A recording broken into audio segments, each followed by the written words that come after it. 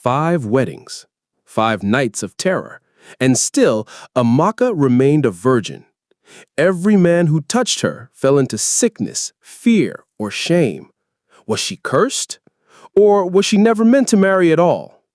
Don't forget to subscribe, like, and drop your thoughts in the comments because this story will leave you questioning everything you believe about love, beauty, and destiny. Amaka was the kind of woman people spoke about long after she left a room. Her beauty was undeniable, skin like polished bronze that seemed to drink in the sunlight, eyes that sparkled with both joy and mystery, and dimples that deepened whenever she smiled. Her thick, flowing hair framed a face so soft and radiant that men often forgot their words when they stood before her. But beyond her appearance was a heart that made her unforgettable. She was kind, respectful, and graceful in all she did. She sang in the village choir, her honeyed voice rising with the evening breeze, and she never passed an elder without kneeling in greeting. Amaka had many admirers, farmers, traders, even wealthy men from nearby towns, but she turned them all down politely. Not because she was arrogant, but because she had made a vow.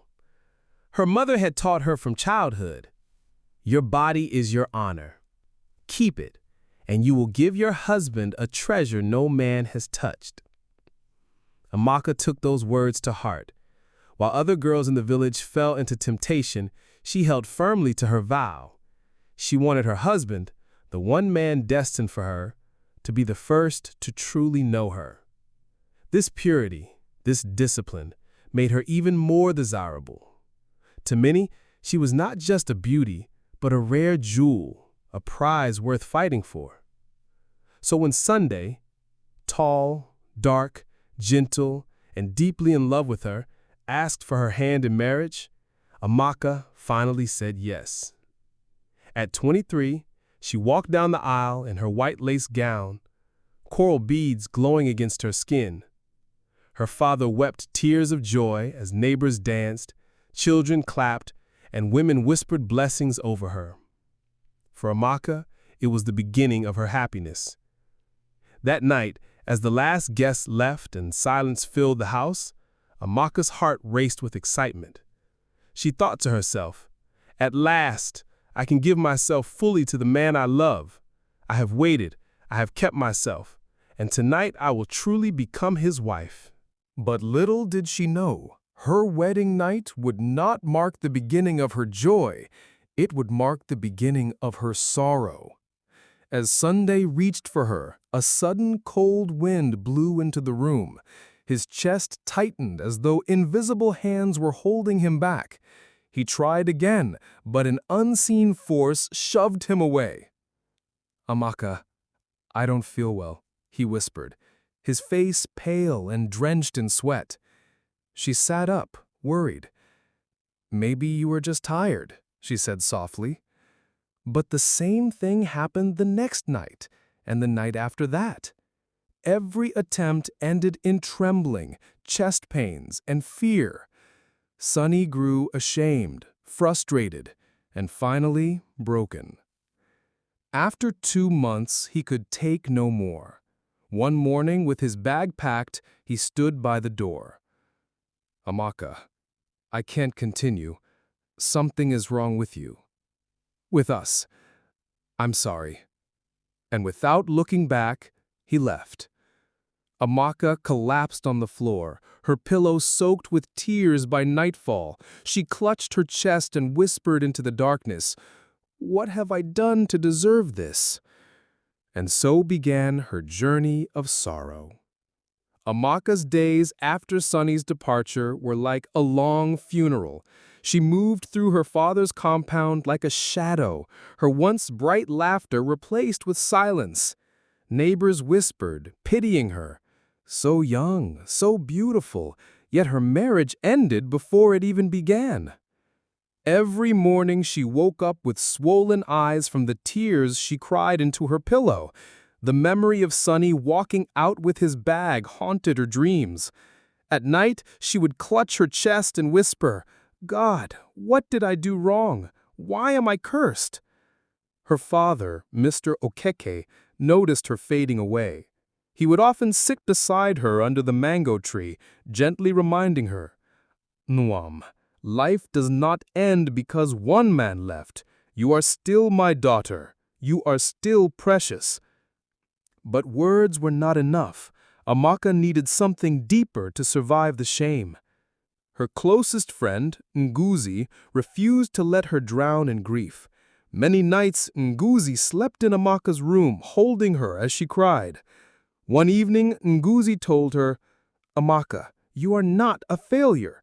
Any man would be blessed to have you. Wipe your tears, my sister. Life is not finished." Those words stayed with her. As the months passed, the sharpness of the wound dulled. Though the pain remained, she learned to smile again. She dressed up, plaited her hair, and slowly regained her beauty. By the time 2 years had passed, Amaka was no longer the broken girl Sunny abandoned. She carried her scars, yes, but she also carried hope. She believed maybe the next man would be different. Maybe the curse was just her imagination. It was during one of her market visits that Chike, a wealthy trader from the next town, first noticed her. He was a confident man, broad-shouldered, with the air of someone who always got what he wanted. He watched Amaka bargaining with a fish seller, her voice gentle but firm, and in that moment he decided, that woman must be my wife. Chike wasted no time. He sent elders to Amaka's family carrying drinks and gifts. Her father was hesitant at first, remembering her pain with Sunny, but Chike's persistence and wealth reassured him. Maybe this time it will be different, Amaka whispered to herself, allowing her heart to hope again. Their wedding was far more glamorous than her first. Drummers beat their drums until the ground shook, women danced in colorful wrappers, and guests feasted on jollof rice, pepper soup, and palm wine. Even the children sang her name, Amaka, Amaka, our beautiful bride. For the first time in years, she felt whole again. That night, as Chike carried his new bride into their decorated room, Amaka's heart pounded. She thought of Sunny and prayed silently. God, let tonight be different. Let this man love me without fear. Chike, full of wine and excitement, drew close to his bride. But just as his lips touched hers, a sudden coldness filled the room. The lamp flickered, the windows rattled, and in the far corner, a dark shadow shifted, tall and menacing. Chike stopped, frowning. "Who's there?"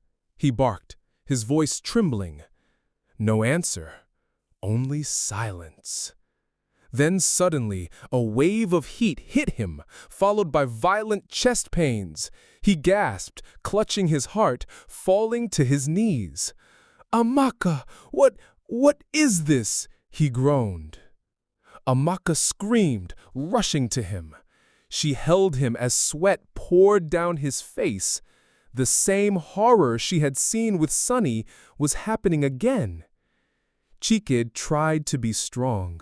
For weeks, he attempted to be with her, but every night ended in pain and terror. He would wake up with strange fevers, his body shaking as if something was draining the very life out of him. Neighbors began to whisper. Some said Amaka was cursed. Others said she was not truly a woman. The shame grew heavier each day. One evening, Chike's mother stormed into their house with 2 elders. She pointed at Amaka, her voice like thunder. "You are not a wife. You are a snake sent to destroy my son. He was strong before you. Now look at him, wasting away like a sick dog. I will not allow you to kill him." Amaka fell to her knees, sobbing. "Mama, please, I don't know what is happening. I love him. I swear I love him." But her cries fell on deaf ears. Within 6 months, Chike divorced her and sent her back to her father's house in shame. Amaka, only 25 years old, had now lost 2 husbands. Her father's once proud shoulders bent under the weight of gossip and disgrace. And though she tried to hide her pain, at night she still whispered to the darkness, "What manner of spirit follows me? Why am I never allowed to be loved?" By the time Amaka turned 27, the whispers about her had spread far beyond her village. Some called her Amaka, the cursed bride, while others pitied her beauty wasted on tragedy. Her father, Mr. Okeke, tried to shield her from the gossip, but every market trip, every village gathering reminded her of the shame she carried.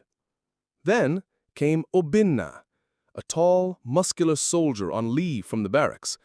His uniform fit him like armor, his boots thudded with authority, and his voice carried the tone of command. Unlike the others, he was not swayed by fear or rumor. When neighbors tried to warn him about Amaka's past, he laughed and struck his chest. "I am Obinna, son of the soil, trained in battle and warfare. What spirit dares to challenge me? Let me see it face to face." To Amaka, his confidence was like a fresh breeze. For the first time, she thought, maybe this one is strong enough. Maybe this one will stay. Their wedding was modest but guarded. Obinna's fellow soldiers stood proudly at the entrance, their rifles gleaming in the sun. People whispered, if anyone can break her curse, it is surely this man of war. That night, Obinna entered the room with boldness. His voice was steady as he said, "Amaka, tonight, no shadow, no demon, no curse will stand between us. I am not Sunny. I am not Chike. I am a soldier of Nigeria, and I fear nothing." Amaka tried to believe him, though her heart trembled. As Obinna drew near, the room grew colder, the lantern dimmed, and once again, from the corner of the room, the shadow appeared, taller than before, darker, its edges writhing like smoke. Amaka gasped, "Obinna, it's here." But instead of retreating like the others, Obinna rose to his full height and roared, "Show yourself, coward!" He grabbed the small dagger he always kept by his side and charged at the shadow. For a moment, it seemed as though he pierced it, but instead, the dagger fell from his hand as if yanked away by invisible force. The shadow let out a deep, chilling growl. Obinna's body stiffened, his chest heaved violently, his eyes rolled back, and within seconds, he collapsed onto the floor, trembling like a leaf in storm winds. Amaka screamed, cradling him as sweat poured from his body. He gasped out, Your curse, it is real. It's stronger than me." For weeks, Obinna fought. He brought in soldiers, pastors, even traditional healers, trying to confront the darkness that plagued his marriage bed. Each night they prayed, chanted, and even fired gunshots into the air. But the shadow always returned. And each time, it grew bolder, laughing in low echoes only Amaka could hear. Eventually, Obinna, a man once proud and unbreakable, gave up. His strong frame had become lean with sickness, his spirit crushed. One evening he stood before Amaka with tears in his eyes, a soldier crying for the first time. "Amaka, I thought I could fight for you. But this battle is not of flesh and blood. If I remain, I will die. Forgive me, my wife, but I must live." And like the others before him, he left. Now, Amaka was 3 times a divorcee, yet still a virgin. Her beauty remained, but her spirit was slowly dying. Neighbors shook their heads in pity, saying, 5 men will not survive her. She is not meant for marriage. But destiny was not done with her yet. By the time Amaka reached 29, her name had become a proverb in the village. Mothers whispered her story to their daughters as a warning. Beauty is not enough. What good is a fine face if darkness follows you? But Amaka's father, Mr. Okeke, still held on to hope. He believed there was a man strong enough in faith to break the curse. One Sunday, during a revival service, the preacher, Pastor Emmanuel, came from the city. His voice was fiery, his presence commanding. He spoke with authority about demons bowing at the mention of the name of Jesus. When Amaka walked into the church that day, his eyes fell on her. Later, he told the congregation, "The Lord has shown me this woman. Her pain shall be turned into joy. What many could not do, the Lord will do through me." The church clapped, the choir sang, and soon whispers spread. If a pastor marries Amaka, surely the curse will end. Unlike the others, their wedding was filled with worship songs and prayer. No dancing drums this time, just choruses of "God is able" and hands lifted in faith. Pastor Emmanuel placed his Bible on Amaka's head during the vows, declaring, "This marriage is sealed by the blood of the Lamb. No weapon formed against it shall prosper." Amaka's heart fluttered with fragile hope. Could this finally be the end of her shame? That evening, Pastor Emmanuel set the room like a battlefield. He placed anointing oil on the doorposts, sprinkled holy water on the bed, and prayed fervently in tongues before approaching his bride. "Tonight," he said firmly, "we shall see if the devil has power over the servant of God." But as midnight struck, the familiar chill returned. The lantern dimmed, the walls creaked, and from the corner of the room, the shadow emerged. This time, it was not silent. It spoke. "You cannot have her. She is mine." Amaka froze in terror, clutching the sheets. But Pastor Emmanuel raised his Bible high. "In the name of Jesus, I command you, leave this room." The shadow only laughed, its voice echoing like thunder. Suddenly, Emmanuel's body convulsed. His arm stiffened, and the Bible slipped from his hand. His lips trembled as he tried to shout prayers, but his voice was choked by an unseen grip. Jesus! Jesus! The oil on the door dripped as if melting, and the candlelight snuffed out completely. In the darkness, Amaka heard her husband scream, piercing, desperate, before he collapsed unconscious beside her. When dawn came, Emmanuel was alive, but broken. His once bold eyes were crowded with fear. For weeks, he fasted, prayed, and called on fellow ministers to intercede. They held vigils, casted, shouted, bound and loosed, but the shadow never left. One night, Emmanuel knelt before Amaka with trembling hands. "My wife, forgive me. I thought my faith was enough, but this battle, it is beyond me. If I stay, I will be destroyed. I must leave before I lose my ministry, before I lose my life." And like the three before him, he left her, this time not as a broken soldier, but as a humbled preacher. Now Amaka had married 4 men, a gentle lover, a businessman, a soldier, and a pastor. All had failed. Her body was untouched, her spirit scarred, her hope dying. Neighbors now said, "Even the anointing could not help her. Surely her case is finished." By the time Amaka turned 31, her story had spread far beyond her village. Traders whispered it in the markets, storytellers sang it at moonlight gatherings, and even travelers carried her tale to distant towns. Some said she was cursed from birth. Others swore she was the child of a river goddess. Many feared her.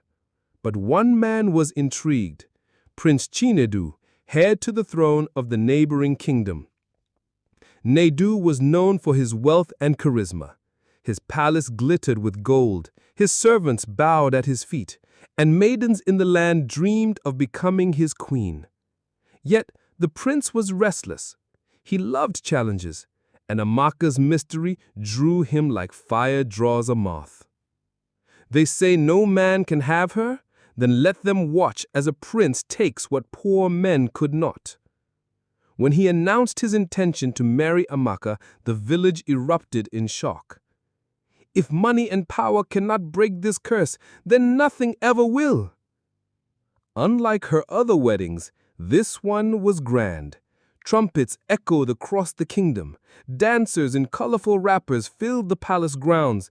Elephants were paraded, masquerades entertained the guests, and golden wine cups overflowed with palm wine. Amaka, adorned in ivory beads and a coral crown, looked like a goddess herself. For a brief moment, she almost believed she could finally be free. Surely, she thought, with a man this powerful, no shadow will dare follow me. That evening, Prince Chinedu led her into the royal chamber. Perfumed lamps flickered, the bed was draped in silk, and guards stood outside the doors. "You are mine now, Amaka," he whispered confidently. "Whatever haunted those other men will not dare approach a prince." But as he reached for her hand, the familiar chill swept the room. The perfumed lamps flickered violently, then went out, one by one. The air grew heavy, and then it appeared. The shadow, taller, darker, more dreadful than before. Its voice thundered. "Did you think her bride price could be bought with gold? Did you think a crown could claim what belongs to the deep?" Chinedu's royal pride shattered in an instant. His hands trembled as sweat poured down his face. "Who dares challenge me in my palace?" he shouted, grabbing his sword. He swung the blade toward the darkness, but it passed through like smoke. The shadow laughed, a sound that shook the golden walls. Then suddenly, the prince dropped his sword, clutching his chest as if crushed by an unseen weight. His crown fell, rolling across the marble floor. "No, no, this cannot be," he gasped, before collapsing in front of Amaka. Chinedu survived that night, but he was never the same. His once fearless eyes became haunted, his voice trembled with weakness. In the weeks that followed, he avoided Amaka completely. One morning he summoned her and spoke with shame. "Amaka, even a throne is powerless before this thing. I thought I could conquer your curse, but it has conquered me. Stay, and I will perish. Go, and maybe I will live." And with that, even the prince, the man who had everything, sent her away. Amaka was 34 years old when the final blow of rejection came. 5 weddings, 5 heartbreaks, 5 nights of terror. Neighbors whispered whenever she passed. Mothers pulled their sons away from her path. Children mocked her in the streets. She became the village outcast. Many nights she sat by the river, staring into the water, wondering if ending her life would be easier. Why was I even born? God, do you see me? Do you care? One evening, her father, Mr. Okeke, sat across from her, hands trembling.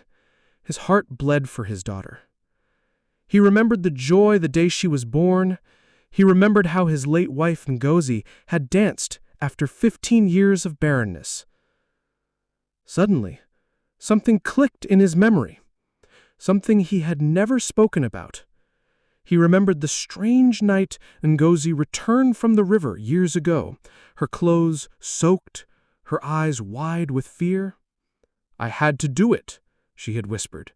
"They promised me a child." Now it all made sense. He rose and said, "My daughter, we must speak to someone who sees beyond what eyes can see." 3 days later, they traveled to the outskirts of Nsukka to meet Mama Neoma, an elderly seer known for her wisdom and prayer. When Mama Neoma saw Amaka, she didn't speak for a long time. Instead, she stared into her eyes with sorrow. Then she finally said, "You are not ordinary. You were never meant to marry." Amaka's eyes filled with tears. "Why, Mama? What did I do wrong?" The seer sighed deeply and began to explain. Her mother, in her desperation, had visited the river spirit years ago. A woman in blue robes had offered her a child, but in return, the child must never marry. Her virginity had been spiritually sealed by a powerful marine spirit, who now claimed her as his wife. Any man who tried to be with her would either fall sick, fail, or run mad. Amaka screamed. She fell to the floor, beating her chest. "So all my pain was caused by something I never chose?" Mama Naoma knelt beside her. "Yes, my daughter, but covenants made in darkness can be broken in light. You must pass through fire to be free." Amaka began her 21-day journey of fasting and prayer. No meat, no distractions, just prayer, tears, and warfare. She slept on the floor. She woke up at midnight to cry out to God. She stopped wearing makeup or jewelry. She stripped herself of anything that might represent vanity. Each night, she had disturbing dreams. She saw herself underwater, seated beside a throne. A tall spiritual man in beads and white wrappers would say, "You are mine. You will never belong to another." Other nights, she would scream in her sleep, feeling as if someone was pulling her soul. But Mama Neoma encouraged her. "Cry if you must, groan if you must, but do not give up. Deliverance is not gentle, it is war." On the 21st night, Amaka entered the small prayer room with her father and Mama Neoma. They anointed her with oil, surrounded her with worship music, and began to pray. Suddenly, Amaka screamed violently. She fell to the floor, her body shaking. A deep voice, not her own, cried out, "She belongs to me! Her mother gave her to me!" Mama Neoma shouted back, "Her life was borrowed, not bought. You have no legal right over her." There was thunder, wind, and silence. Then Amaka gasped loudly, as if something had left her body. When she opened her eyes, tears streamed down her face. "I feel free," she whispered. Weeks passed. Amaka felt lighter, brighter, and peaceful. No strange dreams, no fear. She began smiling again. She even started volunteering at a women's fellowship group to share her experience. That was where she met Chris, a gentle and God-fearing man who had heard about her story but was drawn to her faith and courage. He didn't run. He didn't question. He prayed with her. They took things slowly. When he proposed, she wept, not from fear this time, but from pure joy. Their wedding was simple but sacred. On the wedding night, nothing strange happened. For the first time in her life, she was fully seen, known, and loved. 9 months later, she gave birth to a baby boy, and the neighbors who once whispered behind her back came to sing and dance in celebration. Her father stood in the corner, wiping his eyes. "My daughter has become a testimony." For 12 long years, Amaka carried a curse she did not choose. 5 weddings, 5 heartbreaks, and countless nights of shame. But on the 21st night, heaven remembered her. Her story is not just about suffering, it is about freedom. Because when God steps in, even the deepest covenant can be broken. Today, Amaka lives not as a rejected bride, but as a testimony that light is stronger than darkness, and that no chain, no matter how ancient, can resist the name above every name. So, if you are watching this, remember, the night may last long, but morning always comes. Amaka's story is one of pain, mystery, and grace. From the depths of marine bondage to the joy of freedom, she rose, and so can you. Do you think her mother did well by hiding the secret from her husband? Drop your thoughts in the comments section. Please subscribe for more interesting stories like this. Like and share the video. Thanks.